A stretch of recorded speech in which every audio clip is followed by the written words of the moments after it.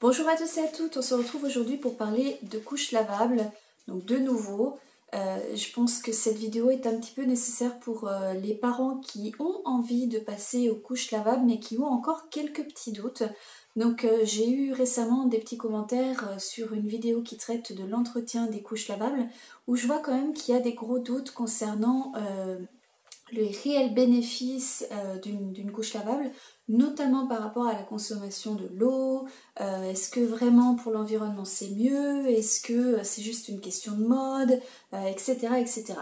Donc je vais revenir sur ces petits points ici. Je vais comparer un petit peu les couches lavables et les couches jetables en fonction de 5 points principaux.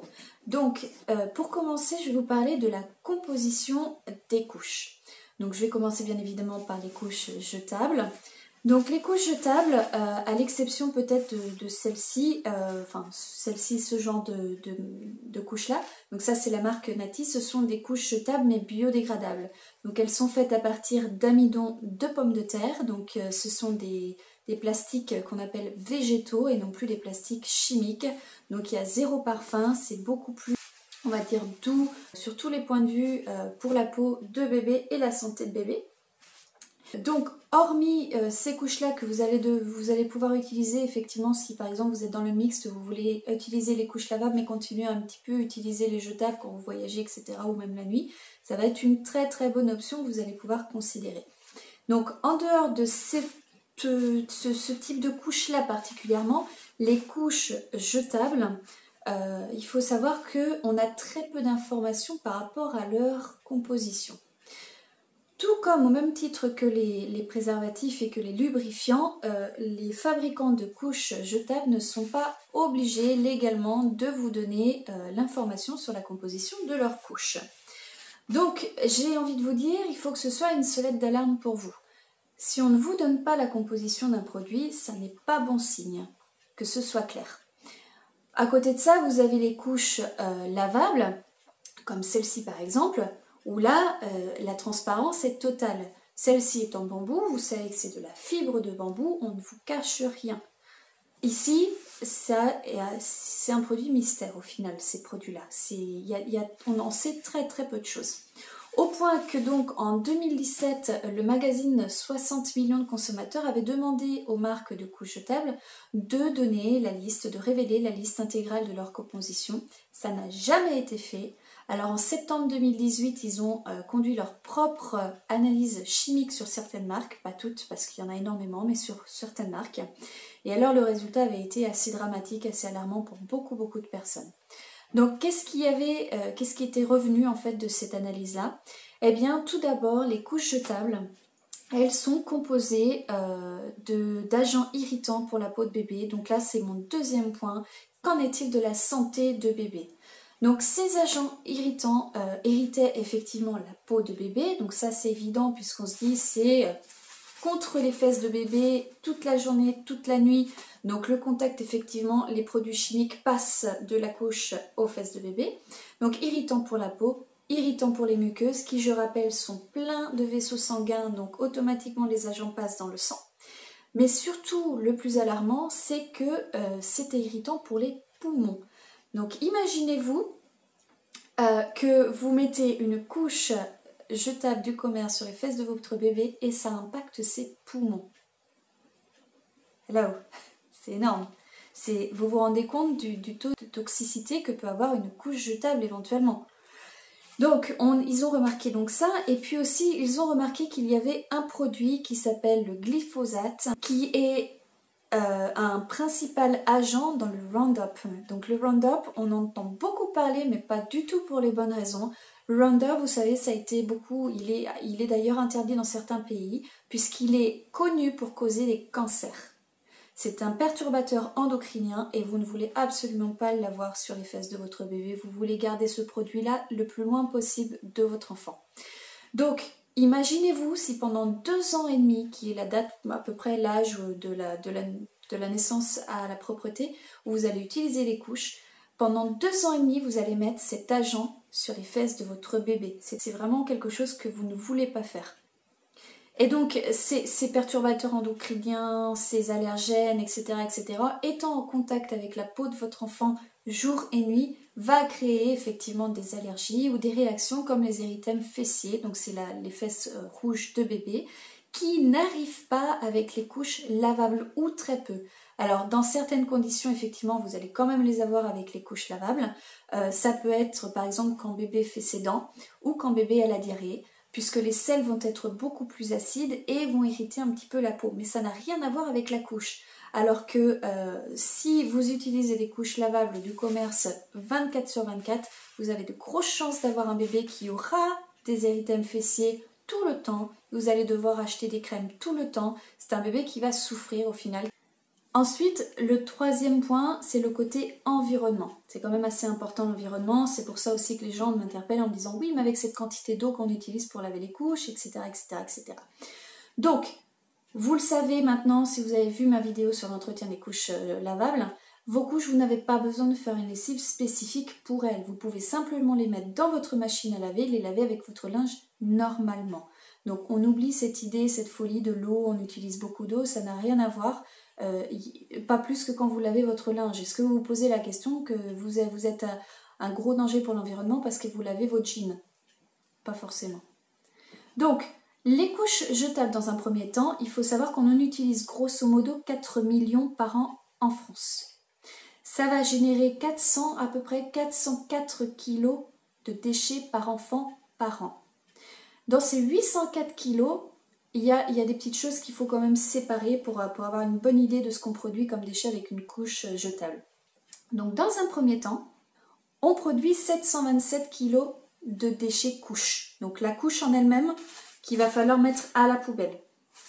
S'ajoute à ça 70 kg de déchets qui est produit par rapport à la fabrication du produit en lui-même, donc pour couper le matériel, etc., etc. Et donc 70 kg, plus 7 kg qui correspond à l'emballage, notamment par rapport au transport. Face à ça, vous avez les couches lavables qui vont, elles, créer 284 kg de déchets. Mais alors attention, on ne parle pas du tout des mêmes déchets. Hein, c'est pas du tout les mêmes choses. Donc dans les 284 kg de déchets, on va avoir 195 kg de boue qui va être en fait le produit du traitement de l'eau qui vient des lavages, donc des machines à laver, et des toilettes. Plus 38 kg qui correspond au tissu même donc de la production de la couche, 39 kg qui correspondent au détergent et approximativement 9 kg liés à la production. Donc vous voyez bien, on parle d'un côté de plastique qu'on va devoir traiter, qui va être des choses qu'on ne va pas forcément récupérer, face à des couches lavables. On parle plutôt de déchets en fonction de la boue, de traitement de l'eau, du tissu, de ces choses-là. Donc c'est vraiment pas du tout, on n'est pas du tout dans la même gamme de déchets.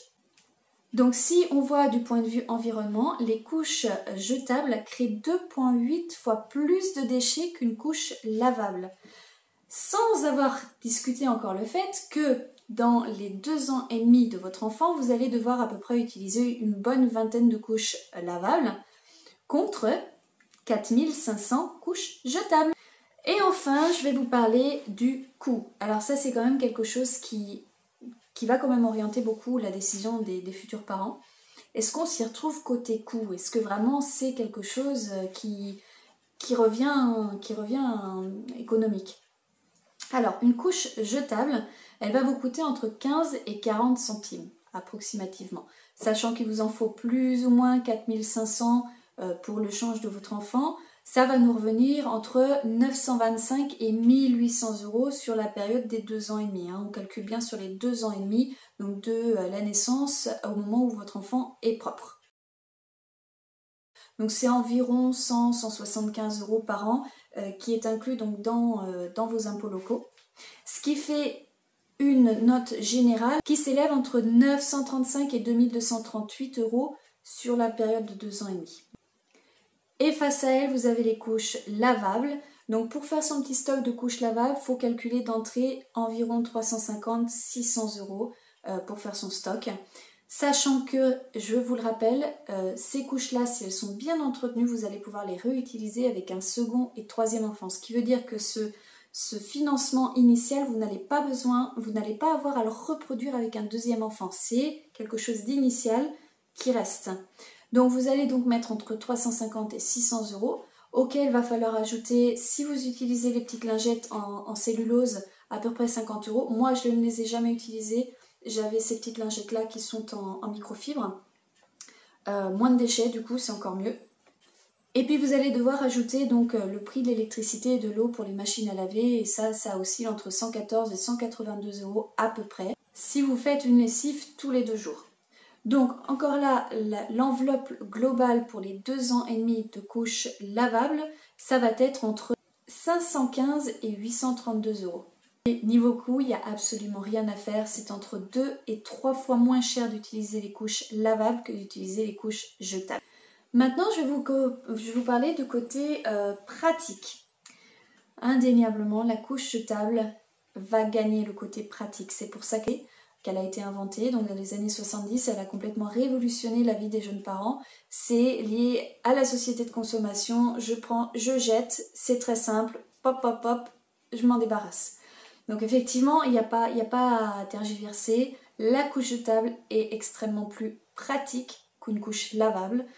C'est vraiment un côté psychologique, je pense. Les gens ont un blocage psychologique par rapport à la couche lavable, puisqu'on a l'impression qu'il y a beaucoup de travail derrière. Pourquoi on a fait ces efforts-là, c'est pour revenir. On a vraiment l'impression de revenir à la vieille époque, on est arriéré. Non, non, non. L'avancée maintenant aujourd'hui, la technologie, c'est utiliser les couches qu'on jette comme ça, on utilise et on jette. J'ai eu cette dame qui m'a dit sur une des vidéos justement, c'est une question de mode. Je suis pas tout à fait d'accord. Il y a quand même toute une démarche qui est faite derrière pour les parents qui utilisent les couches lavables.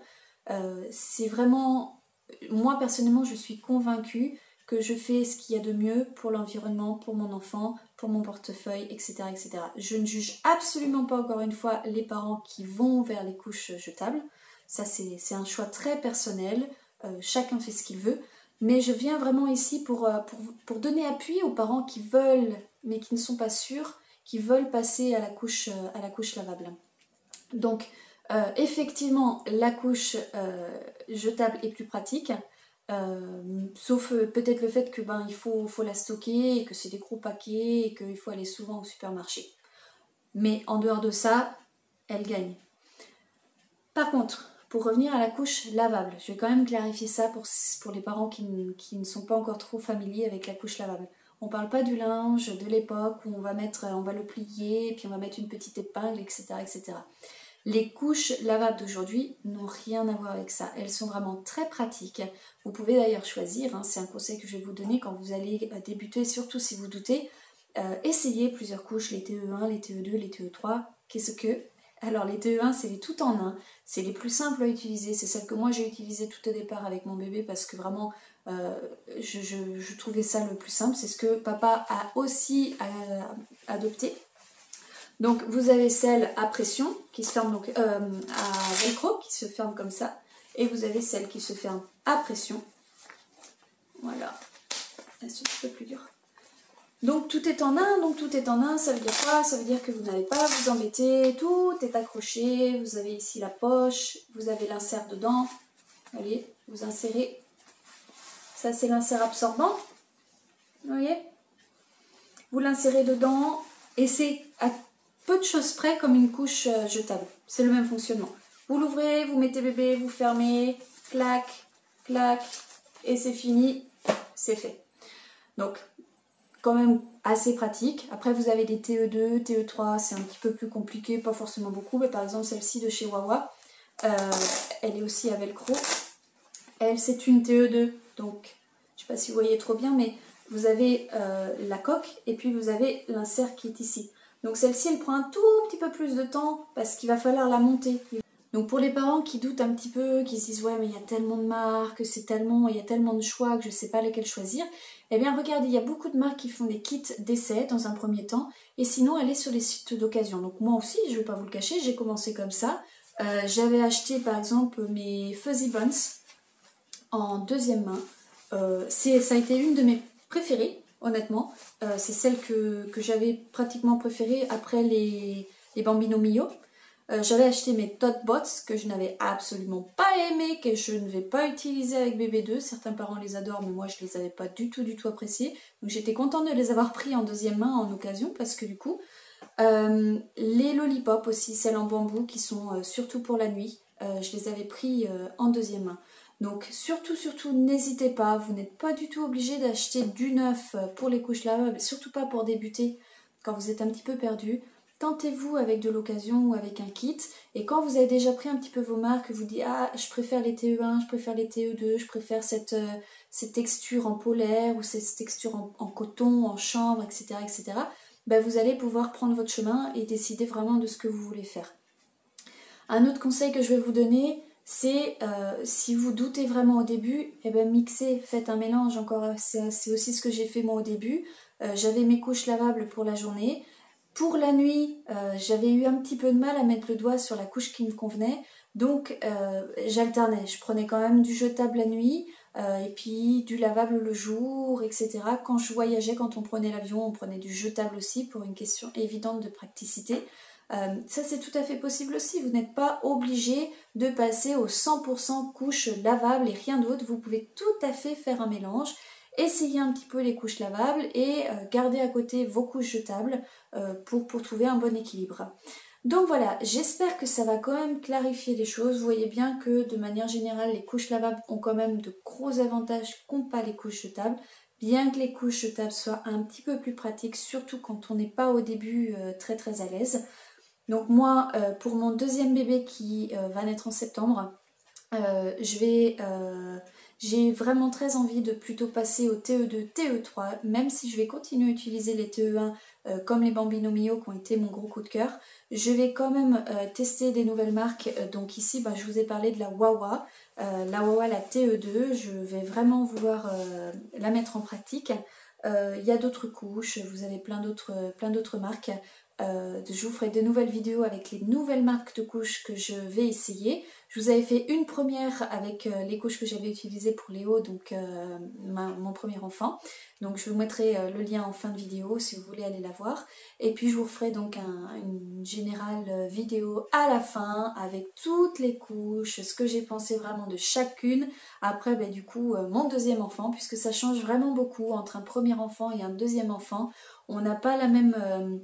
on se sent beaucoup plus à l'aise au fur et à mesure qu'on les utilise. C'est quelque chose d'ailleurs que je veux vous dire, ne craignez pas. Au début, ça paraît un petit peu compliqué, on n'est pas sûr, mais tout s'apprend et ça s'apprend très vite. Donc voilà, j'espère avoir répondu un petit peu à vos questions. Si vous en avez de nouvelles, n'hésitez pas à me les poser. Et si vous avez apprécié cette vidéo, n'hésitez pas à mettre un petit pouce vers le haut. Voilà, ciao ciao!